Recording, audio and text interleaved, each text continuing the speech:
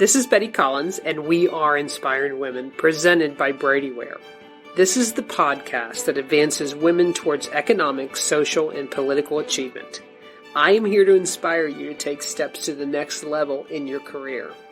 Thanks for listening and investing your time in yourself.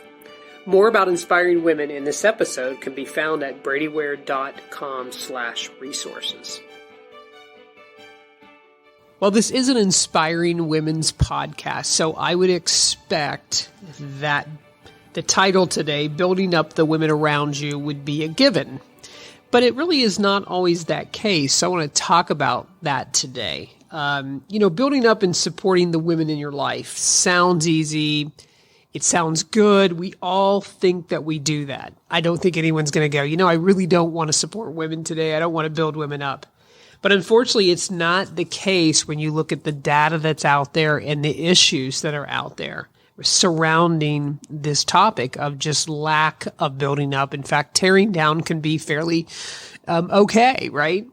But it's a huge barrier to the professional advancement, your professional career, in your personal life, when you don't build up women around you and you don't have that camaraderie. So, sometimes we just think, well, women are more catty, right? Men are not. Men blow it off. Their ego doesn't allow them to do this. My emotions just get the best of me, and that's just who I am. It's probably still not okay. And this is always, have you experienced the ickiness of the Mean Girls Club? I can honestly say I've never been a victim of a Mean Girls Club, but that's not fun. And it's not just in junior high, right? It's more than that. I just think we need to do better at building each other up if we really want to see us advance and go forward. We focus more on the men, they're not nice, or they're the white middle-aged male. But in reality, they beat us on this one. And I think sometimes it's why they rule the world. So I want to talk about that today. There's a Facebook post. I see it a lot. I always save it. And it shows a woman with a crooked crown. And it shows a woman straightening the crown. And then it shows one of them ripping it off her head. The sad reality, there's a huge deficit that exists in the number of women who really are intentional or make it a goal to elevate other women. So, it's a choice. And you hear the term, we're stronger together. Sure. Maybe corny, but it really is true. It's true for any type of community setting that's out there. Collectively, we have more impact. So isn't that the goal anyways in the movement for women or inspiring those women around you is to have impact. If you really want to see the advancement and the empowerment of women, build them up. The them could be your family. It could be your girls, your daughters. It could be your neighbors. You probably work with women that you need to do that. It could be your peers. I mean, you're surrounded by other women, I'm sure. But men do a better job. I'm not going to focus on them today. The question is, why is this true? Why? Let's start there. We've all been taught to be competitive. Competitive's good. Competitive is why we have a very successful marketplace in the United States. Competition can be good and healthy. It can make you better at what you do. But sometimes you got to look at there's just as much strength and there's just as much success in collaboration. Competition's fine. You just can't take it too far. Collaboration is a good thing. And you need to probably shift a little bit your mindset with that. We tend to have a defense mechanism. Women are really good about defense mechanisms, and those kick in. And we have, it's kind of a culture that we've created. A lot of times, we're responding to something, and we respond really negatively, and then we go into a defense mechanism that just keeps it, the tearing down and the lack of building, it just keeps it going. So I think the defense mechanism is something you have to really check yourself on. Beyond defense mechanisms, and we've kind of, had that competitive edge or attitude, we also have a queen bee mentality. The queen bee, that's everywhere. it's really was probably more in the back 70s and 80s with women, because that was when that was when women were really rising up in companies. And if you know anything about bees, the queen bee in the colony is the one who dominates. She is the one who takes control, because that's, I guess, what you have to do as bees. I don't know. But there's not a lot of room for anyone else but the queen bee. And unfortunately, a lot of times, especially in the years before us in the 70s, 80s, and 90s, if a woman was able to advance, say, in her career, she was very protective of that territory because she was lucky to have it. And so that queen bee domination, maybe not taking other women with her, not, having the elevator door open so they could come up, it just wasn't there. I think it's there a lot more probably today because there's a lot more women at the top of the elevator. So, but that usually the queen bee is an underminer. They push women out of the way. And unfortunately that still exists. And then just negative thinking. I think this is why we end up, being a little catty. We end up being the Mean Girls Club. But the negative thinking, I mean, you heard this because it made the news over and over again.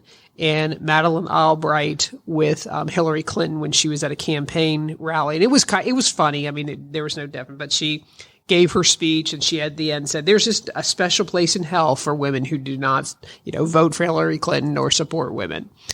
And it was funny. It made the news over and over again. So, but I don't think she was wanting anyone in hell. But we don't always have the positive of there's a special place for women who support women in heaven, which is completely the opposite, right? So between negative attitudes and those defense mechanism, the queen bee stuff, I just think we don't build each other up like we could because of those habits, because of those cultures that get created. So where do you start? Where do you make this change? You kind of have to look at who you are in those areas. And do you have those characteristics? Are those things that you're going, yeah, I can relate to that because I probably am that. So that's where you have to start. But you really have to take the high road and lead by example. You just have to if you're going to build up other women. Obviously the mentoring, being very open and honest and consistent.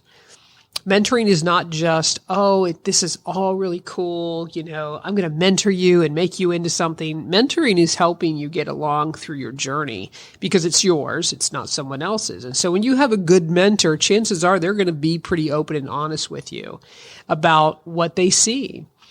That's not being catty. I think that's helping you. I always feel sorry for the person in the office or maybe that family member, because we all have one, right? That everyone just knows this is who they are. And so they kind of just let the behavior or let the situation be what it is. Nobody confronts it. Nobody talks to them. Instead, they're belittling them and making fun of them. So a good mentor is going to be that open, honest. They're going to be constructive, yet have some compassion when they have to have those things. And I will tell you, this is a very simple thing, but it really had an impact on me. Probably in the early 2000s, maybe between, up to 2005, somewhere in that time frame. I always wore the big 80s hair. I had just always worn the big hair. Not that hair's life and death, right? But that's what I did. And I liked it. It was easy. It was simple. My hairdresser was the same person all the time. So I got this new client who owned a salon. And I thought, I should go to her salon, see what she has. And I think I had a massage. And she said, you really, do you want us to cut your hair? And I said, oh, no, I have a great hairdresser. And she just said, I'm going to say this is nice, Kim, but you're living in the 80s with your hair still. And this is like the 2000s. And there's a thing called a straightener and, all these different things that you could do with your hair. And I was a little taken back. But I was really kind of glad it stuck with me. She said it very nicely. She wasn't making fun of me. She wasn't talking behind my back going, well, she's not out of the 80s yet. Instead, she just said, hey, I'm a salon. I'm a hairdresser. We could do something really cool with your hair. And that's a simple thing, but that's what a good mentor does. So how else do you lead by example? You got to be tenacious. When you're tenacious, other women around you, you don't have to say it, preach it, have meetings, journal it, all these things. They're watching you. And by doing that, it's giving them confidence and you don't even know it. They're seeing you work through something. They're seeing you not giving up. You're busting through that roadblock and you're showing them it can be done. Never underestimate the influence you will have by being tenacious. So that really helps build up the women around you because they tend to watch it and then they hopefully follow it if it's done well. I think we could probably be more supportive, especially when someone wants to take a risk. So what does that mean? Well, I'm going to quit my really good job in the middle of, hey, my kids are in college with tuition, and I'm going to start a bracelet business. Okay. Now, is that a risk that you would just sit and go, cool, I love your jewelry? Or would you say, man, let's really talk about that before you do it. Great idea, but there's a path probably you need to take. That's a way you build up women so that a year from now, when they're now borrowing money to go to school or they can't keep their kid in school, they're going, why did I ever do this? And there just might be a different time to make jewelry. So I think being supportive, especially when they want to take risk, we need to help them navigate through it.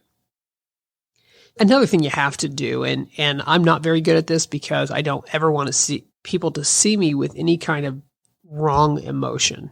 I mean, I shouldn't even call it wrong emotion, but I'm not a person who's going to cry a lot in front of people. I'm not, I don't really want to go on a rampage and melt down in front of everybody. But sometimes you need a safe space to go. You need a place to go and just be who you can be who you are, let those things down, and then, open the door and smile and walk out. I think women could do that more often instead of you blow up at the wrong time in the wrong place, and then the tearing down and the ripping of the crown off the head comes along. The other thing you really need to do in a great way, but you better be ready to do, is you got to pass on the lessons you've learned from bad treatment so that it doesn't happen to other women and they can maybe be more aware of it. And lastly, be empathetic. Chances are other women are going through what you're going through, and come together and learn from it. But most certainly, anyone around you that you see needs some advocacy for them, go advocate for them, stand for them, be with them, kind of defend them, do those things.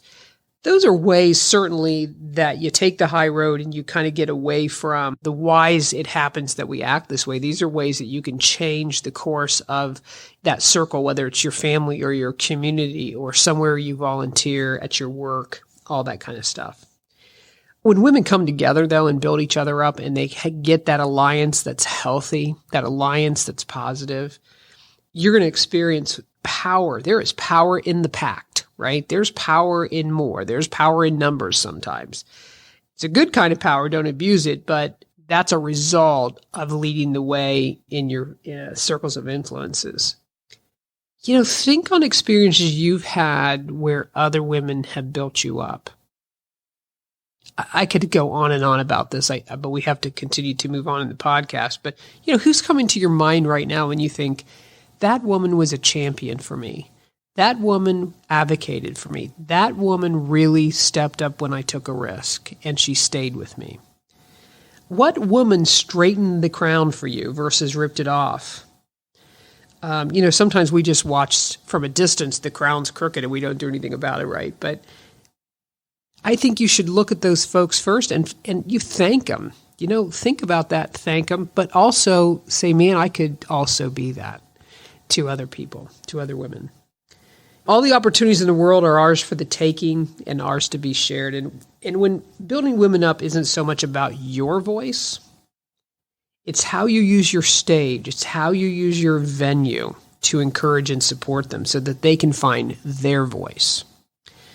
Brady Ware is my venue, and I have a responsibility to use that wisely. I try to do that through our Women's Initiative, through supporting organizations like NABO and the WSBA, using that venue wisely. How can you rise to the challenge? You keep it simple. Don't sit and think you have to have this big organizational thing and I'm going to, help everyone and solve the world's problems.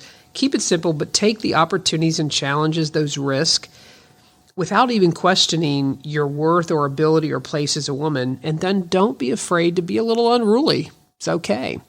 I read a great article from Glamour magazine by Olivia Perez, and she talks about being unruly. It's okay. But listen, just picture Thanksgiving dinner with this family. So she said, I was genetically bred to be an unruly woman. I was raised in Los Angeles by a Jewish, French, Moroccan father and a Serbian mother, kind of in a Brady Bunch family of strong female figures. 4 sisters, 2 stepmothers, 3 godmothers, and a mom. The mom who dedicated her life to bringing us all up as independent daughters. Just picture that Thanksgiving dinner.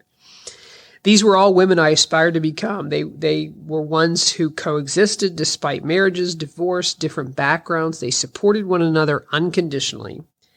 And they taught me that being soft-spoken was maybe not always an option. Not at our dinner table anyways, for sure. But unruly can be good, just saying, for building up other women. But, really, that's a whole nother podcast.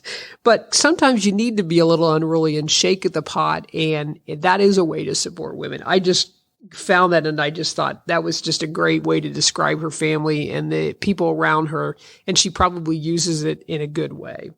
But being a little unruly is okay. Other things you can do, though, you just show up every day for women and envision the change together with them. See it together and work towards it. Certainly creating environments for women to take up space. All right, so what does that mean? Panels and conferences, events, interviews, girls' night out. Really it's about thriving in their environment. What space is that the women in your life would really thrive in?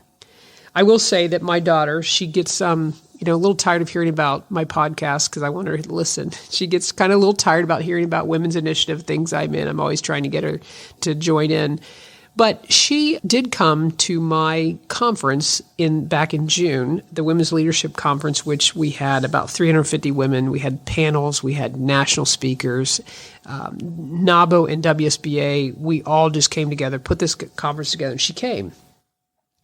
And she was it wasn't even so much that I bribed her with the new clothes to be there and said she could have a great time together and I'd feed her well, right? But she loved that she saw me thriving in an environment that I loved. And she wrote on Facebook that night, I get it now. I saw it today. And that was the best part of that conference for me, was because it inspired her in a different way. But she was like, Mom, that's where you belong.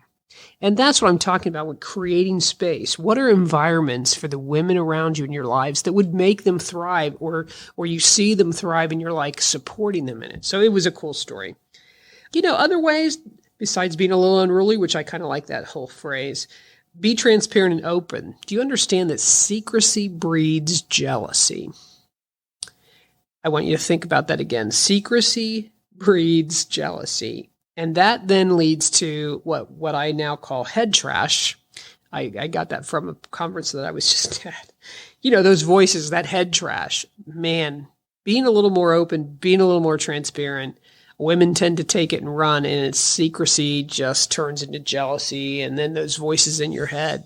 So think about that when you see a women who are tearing each other down. Chances are that could be a real way it all started. Here's one. This is the challenge of the day. You'll probably go right by this one, but zero gossip policy. Try that one. It's hard. Sometimes if you just write down every time you're gossiping, or take a little, check mark. There we go. You'd be surprised. I did it once because I was in a class on negativity. And that was one of the things we had to do. Every time you had a mental negative thought, you had to check mark. Every time you gossip or put someone down, you check mark. You would be surprised. And it did kind of make me go, oh, it's kind of like tracking your steps on Fitbit. You're like, I'm not walking today, right? It just a suggestion. I know it's not easy. You got to go beyond, you look really pretty, right? Women are so much more than their physical attributes, and we have a whole society built on that. But I would tell you to encourage women to take care of themselves and do self-care. The emotional part of your life is huge. And I kind of did that post-divorce. I said, these are the things I'm going to do for Betty Collins. and I sat down with the New York Times. I only ordered like 3 months of it because it was, I don't know why I needed to read the New York Times, but I did. I just did that for an hour on Sundays with no interruption. And then once I was kind of done, I moved on. But it was something that it was my time, it was my place. So I think that's something you have to look at and do. I know I just spent this last year really involved with physical activity and weight loss. It was not because I wanted to be a size 2. I just knew that I have pretty good health for a 56-year-old. And yet I'm not treating the gift like I need to, because it's a gift. I have a lot of people around me in my age who we've had people pass away. We've had people with cancer. We've had people who, just can't control certain addictions. I don't have any of that. I don't even take anything for blood pressure, heart medicine, nothing. Why would I not take care of the gift that I've been given? In turn, what's been weird is not the size 2. It's just I'm feeling better, and it's kind of my time. I'm not rushing out the door every morning because I'm doing some workout stuff that's not crazy. I'm not putting my toe over my head and, wrapping myself up like a pretzel. I would tell you, self-care, go beyond the you look pretty stuff. Be the vehicle that turns a young woman with big dreams into what she was destined to be. You see people with potential and you don't do anything about it. But I would tell you, never underestimate tapping into that woman's potential that she can't see, but you do. Even this podcast, I question myself, should I keep doing this podcast? And the people that help me record this always say, you have no idea what the potential this has. You need to keep going. You need to keep doing. Again, women building up women. Sounds easy, sounds good. It is my hope that you can step back, observe, and dive in by speaking life into a woman around you. Doing life together, stronger together, with some fun along the way. In my life, I have an amazing mom, a big family, 41 to be exact, is my immediate family, lots of women. I have a daughter and a daughter-in-law. I work for a company where I direct a women's initiative where 49% of the workforce are women. I'm part of, several groups I've mentioned, NABO and the WSBA. So women in team building are a pretty daily part of my life. Really, it's a responsibility and it's a deep passion. I've seen both sides, building and tearing. We are better together, ladies. Take to heart this podcast. Do some soul searching on your part of building up other women. Go forth and straighten or pick it off the floor the crown she is wearing. Don't stand in the background and watch it. I'm Betty Collins, and I'm glad you joined me today. As your career advancements continue, your financial opportunities will continue to grow. Be prepared. Visit bradyware.com/resources to download a copy of the financial checklist for every stage of your life. Everything about the Inspiring Women's podcast, this episode, and Brady Ware Company accounting services can be found in the podcast show notes.